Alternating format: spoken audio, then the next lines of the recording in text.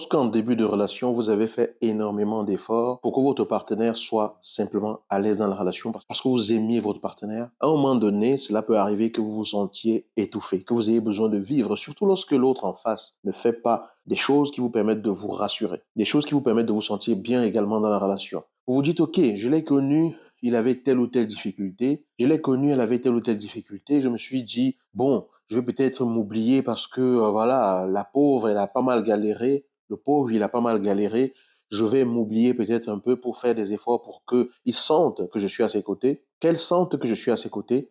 Et à un moment donné, vous avez l'impression, surtout lorsque tout commence à bien aller, qu'en fait, vos efforts n'ont jamais été reconnus à leur juste valeur, surtout que l'autre ne se comporte pas envers vous comme vous espéreriez qu'il ou elle se comporte. Mais ici, c'est surtout un il, parce que la plupart des situations où je vois ce genre de choses, ce sont souvent des femmes qui se sont engagés, qui se sont parfois littéralement donné corps et âme pour sortir leur partenaire de la boue, de la fange, parfois pour faire de lui quelqu'un d'extraordinaire aujourd'hui, et parfois, à un moment donné, elles vont se retrouver totalement dans une désillusion. Je ne dis pas qu'il n'y a pas d'hommes qui vivent cela, mais je dis simplement que dans mon expérience personnelle de situations que j'ai déjà eu à voir par rapport à ce genre de choses, il y a beaucoup de femmes qui vivent cela. Mais comment est-ce qu'on fait pour éviter qu'à partir du moment où on décide de reprendre la priorité sur sa vie, qu'à partir du moment où on décide que maintenant il est temps que je vive, j'ai beaucoup oublié qui j'étais, je me suis beaucoup mise de côté pour lui, il est temps que je vive, comment est-ce qu'on négocie cette partie-là pour que ça n'aboutisse pas à la fin de la relation? Parce que le risque, quand cela arrive, c'est que votre partenaire ne comprenne pas vos changements. Avant, vous n'acceptiez, vous ne posiez pas certaines limites, maintenant vous posez beaucoup de limites. Avant, il y a des choses que vous faisiez facilement, et aujourd'hui, vous décidez de ne plus les faire, et vous venez simplement lui dire, je ne vais plus le faire, etc. Comment est-ce qu'on fait pour qu'il y ait une phase de transition qui va permettre à ce que vous preniez la nouvelle place qui est la vôtre, mais en fait qui est en fait la place qui était censée être la vôtre depuis le départ, mais ça, c'est une autre histoire, et permettre à ce que votre partenaire puisse facilement le comprendre de la façon la moins choquante et la moins brusquante pour lui, pour que votre relation puisse en sortir plus grandie, plus mûre. Bonjour les amis, j'espère que vous allez bien. Bienvenue sur cette chaîne, bienvenue sur cette page. Je suis un ITM, je suis un semeur de pépites et de grains de conscience. Ça veut dire que mon rôle, ce n'est pas de vous dire la vérité absolue, ni de vous donner de leçons.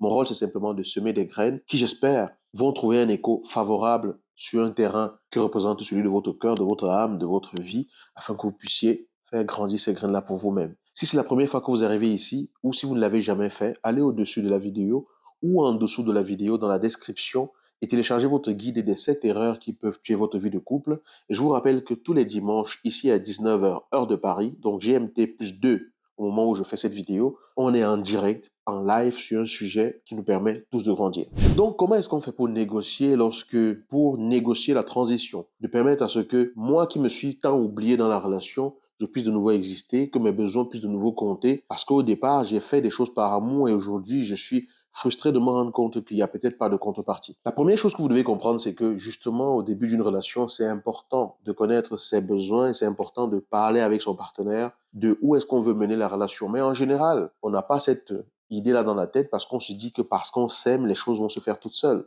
On se dit que parce qu'on s'aime, l'autre va comprendre. On se dit que parce qu'on s'aime, c'est normal de se comporter d'une certaine façon. Et après, on se retrouve à se dire, mais je me suis oublié, je ne vis plus, et mes besoins ne sont pas pris en compte et tout. C'est juste que on a habitué l'autre à ce que la vie soit facile. On a habitué l'autre à ce que la vie soit d'une certaine façon et aujourd'hui, on veut remettre cela en question. Ce n'est quelque part on a contribué à ce que l'autre se sente ainsi. Mais est-ce que c'est chose perdue? Non, c'est pas cause perdue. C'est tout à fait normal qu'à un moment donné, vous vouliez vivre, que vous vouliez respirer, que vous vouliez avoir du temps pour vous, que vous vouliez considérer que vos besoins sont pris en compte et tout, parce que vous êtes simplement également humaine et que, voilà, vous avez besoin de ça et c'est normal, c'est légitime. Il va donc falloir avoir beaucoup de compréhension sur le fait que votre partenaire ne va pas être dans la même vitesse d'adaptation que vous et surtout user de beaucoup de tact pour pouvoir, et surtout beaucoup de tact et beaucoup de maturité pour pouvoir l'amener à comprendre certaines choses. Je prends un exemple. Vous aviez l'habitude de faire certaines choses pour lui faciliter la vie parce qu'à l'époque, il ne travaillait pas et qu'il avait du mal à le faire par lui-même. Donc, vous dépensiez votre argent pour pouvoir le faire par amour et aujourd'hui, il travaille, il a de l'argent et tout, mais il attend à ce que vous continuez de le faire et tout. Au lieu de venir dire, à partir de maintenant, c'est bon, là, j'en ai marre de payer pour toi. Tu gagnes de l'argent maintenant, il faut que tu le fasses. Même si on s'attendrait à ce que, en temps normal, un homme responsable et un homme prévenant le fasse et un homme clair le fasse spontanément, mais on n'est peut-être pas dans ces cas-là, mais au lieu de venir lancer comme ça la figure, il va être important de poser la situation et l'exprimer. Voilà, comme tu le sais, au début, c'était comme ça, etc. Et je le fais de bon cœur. Aujourd'hui, j'avoue que j'ai vraiment beaucoup de difficultés parce que comme on est deux à bosser et que tu ramènes également de l'argent, ça m'aiderait vraiment beaucoup que tu puisses prendre certaines choses en main parce que ça va me décharger et ça va me permettre de me sentir soutenu. Ça va me permettre de sentir que enfin on arrive à affronter les choses ensemble. C'est juste un exemple que je suis en train de vous donner, hein. Je ne vous dis pas que c'est le discours à avoir, mais l'idée c'est de comprendre que votre partenaire a eu l'habitude de fonctionner d'une certaine façon parce que, en raison des circonstances, vous l'avez habitué à cela. Pour changer les choses, il va être important de lui expliquer la situation, pas de venir lui imposer la situation du jour au lendemain et vouloir qu'il comprenne que vous étiez tué au départ pour lui ou pour elle. D'accord? Parce que parfois, quand vous faites ça pour l'autre, l'autre ne sait pas forcément que vous êtes en train de faire des efforts surhumains. Quand vous montrez dès le départ à l'autre que vous êtes à sa disposition et que vous facilitez un certain nombre de choses, que ça paraisse normal ou pas, pour vous, vous le faites normalement et l'autre l'intègre comme étant la normale avec vous. L'autre ne sait pas forcément si vous faites des efforts surhumains à l'intérieur de vous ou pas. L'autre ne sait pas forcément si vous êtes en train de vous oublier ou pas. L'autre trouve ça simplement normal. Donc c'est normal qu'à un moment donné, l'autre se demande, mais qu'est-ce qui a changé? Donc il va être important de vraiment comprendre ce qui se passe en vous, de comprendre que ce sont vos besoins qui ne sont pas respectés, mais surtout d'amener ça à la table pour pouvoir discuter, expliquer à l'autre, lui faire comprendre la chose, afin que l'autre, parce que, on l'espère, il vous aime et tient à vous, comprenne cela et ne considère pas cela comme étant un jugement ou une attaque personnelle ou un reproche de votre part. Parce qu'en fait, quelque part, vous avez également participé à ce qu'il en soit ainsi. On n'est pas dans le débat de dire, oui, en tant que quelqu'un de responsable, il aurait pu comprendre ça, en tant que quelqu'un qui est valable, il aurait... Non, c'est pas ça le débat. Le débat, c'est si vous avez quelque chose à ajuster et que vous trouvez que ce que je suis en train de dire, c'est un endroit où vous pouvez faire de l'ajustement, faites de l'ajustement à cet endroit-là. Si ça ne correspond pas, c'est que ça veut dire que cette vidéo elle n'est pas faite pour vous. Parce que cette vidéo, c'est juste par rapport à ce point d'ajustement pour ceux qui ont besoin de faire ce réglage précis dans leur vie. À la question de savoir, est-ce que c'est normal de se comporter d'une certaine façon, c'est pas ça le sujet de la vidéo. Donc, comprenez très bien la vidéo. Le but de la vidéo, c'est de vous dire que lorsque vous voulez opérer un changement, c'est pas parce que vous avez pris conscience aujourd'hui que vous êtes importante et qu'il est important que dans votre vie, certaines choses changent et qu'il est important que vous commenciez à ne plus accepter que votre vie soit bouffée alors que vous n'existez plus dans la relation. Ce n'est pas parce que vous avez compris ça aujourd'hui que votre partenaire l'a réalisé ainsi de la même façon que vous. Parce que si vous l'aviez habitué à ça, peut-être qu'en fait, lui n'a jamais considéré que c'était une souffrance pour vous de le faire.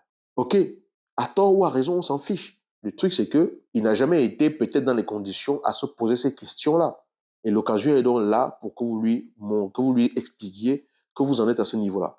Donc l'idée, ça va être d'expliquer et de discuter dans un contexte paisible et calme, sans accuser, sans juger, sans attaquer, mais en exprimant qu'aujourd'hui, tel que vous ressentez, voilà quelle est votre douleur, voilà quelle est votre souffrance, vous aimeriez pouvoir voir certains de vos besoins respectés et tout, et demander à ce que vous puissiez faire des ajustements pour aider à ce que ces besoins-là soient respectés.